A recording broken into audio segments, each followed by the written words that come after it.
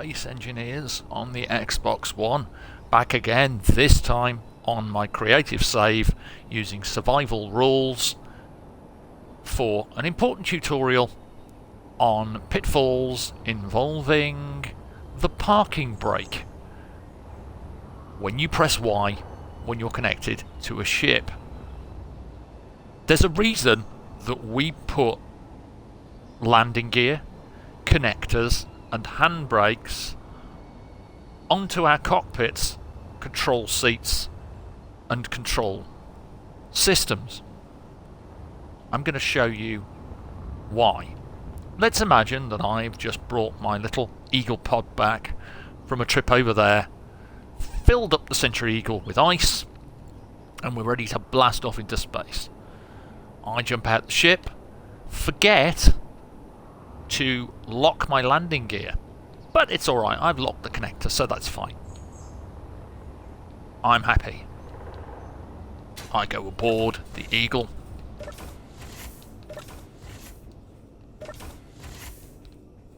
Head to the bridge, cockpit, jump in, and I'm ready to go. So eager that I forget to press left on the D-pad. I press right on the D-pad, all my thrusters are ready, and I press Y. Landing gear's unlocked, connectors disabled, off we go into the wild blue yonder. Everything's looking good. Everything's looking good. Oh, hello, what's going on here? That doesn't matter, I'll just head to the sky. Head to the sky. Uh-oh, something going on. Oh no! Eagle pod! Forgive me! No! Eagle pod!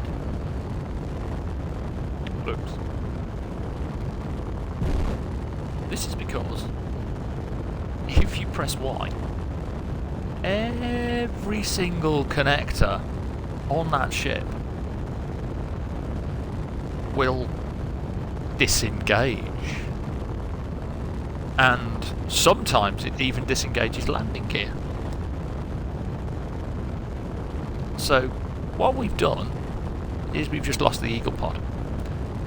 Now that's not 100% too bad, but imagine if this was a bigger ship and it had fighter bays with 2 or 3 fighters inside. They would now be flying around on their own inside your hangar bay, smashing off each other and smashing off the hangar bay. Let's have a closer look, a bit more detailed look on things that can happen with the connector system at my temporary base. I don't recommend free falling at all.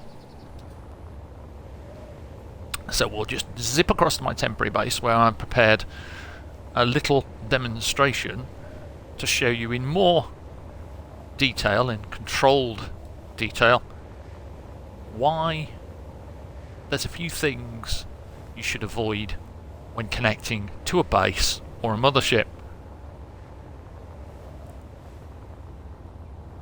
Here we are, here's my temp base, and I've set this up.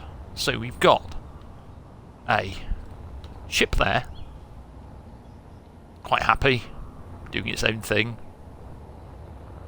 One here, my base, my rover, with another little scout.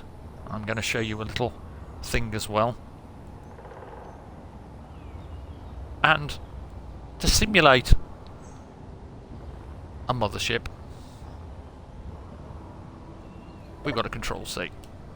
Now, let's take a look at what happens when we press Y on the D-pad without any controls assigned. Watch the connector. Oh. Oops.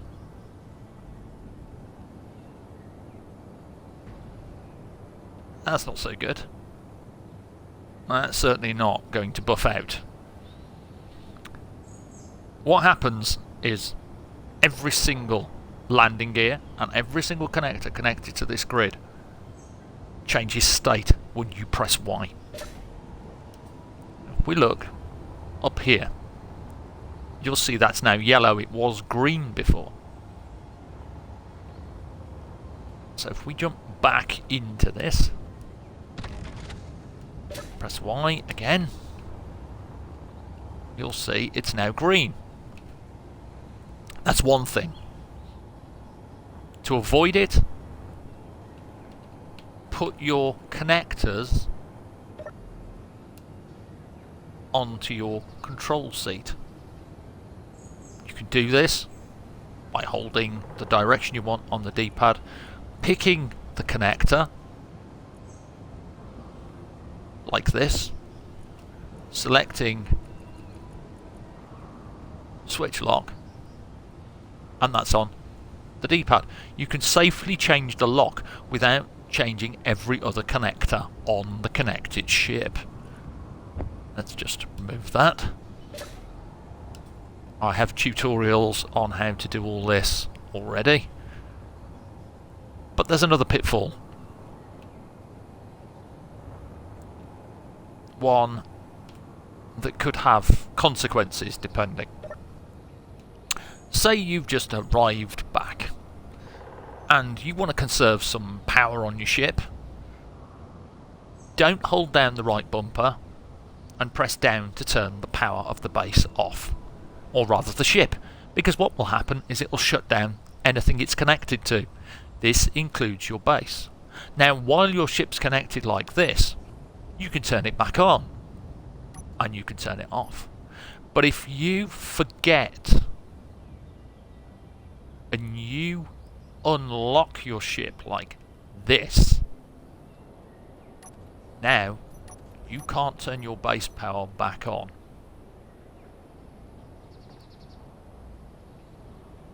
That is essentially an unpowered grid. And if you're unlucky and Space Engineers does a trash cleanup while you're away collecting ice a couple of kilometers away, you'll come back and find this is gone. Or you'll find that anything connected like this pod to that connector will drop off. This is why if you do make that mistake, build your connectors on a landing platform so you can land your ship on top of them, and if power does go out, at least the ship isn't going to fall. If you want to restart your base power, if you're using wind power like this, this is why we have button panels and control panels. Go to your control panel, press X, and if, like me, you've grouped your wind turbines, you can just simply go to the wind group, but if you haven't, you can navigate around with the left stick till you hit the search box and type wind. Then you can select all of them with the left bumper on press X. You'll turn them all back on and power is restored to the base. Everything's good again.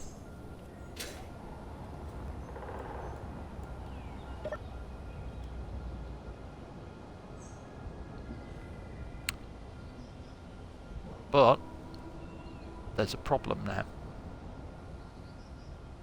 If I use this to turn my power back on,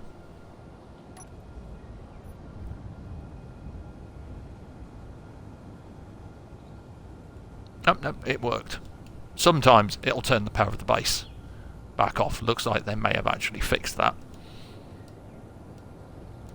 But yeah, if you're going to build with connectors like this and have ships landing, build a platform so your ships have somewhere to go if power drops to the base. One final thing, rovers adhere to the same rule. It is possible on a rover to put the parking brake, the handbrake, onto the rover itself. How you do it is the same way as you'd put any shortcut on. Hold down the direction, choose the rover seat, I've called it truck cab, and then look down the list for handbrake on off. Choose handbrake on off and you'll safely be able to tootle around with a rover and not have to worry. If you want to stop your rover at any point, hold the A button. That puts the handbrake on as well, but it's not permanent. Yet you can use it to stop the rover suddenly.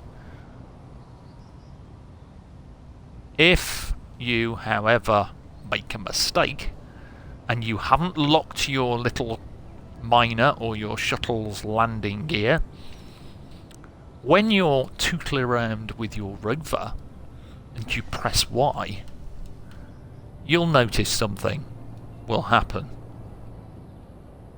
Yeah. Oops.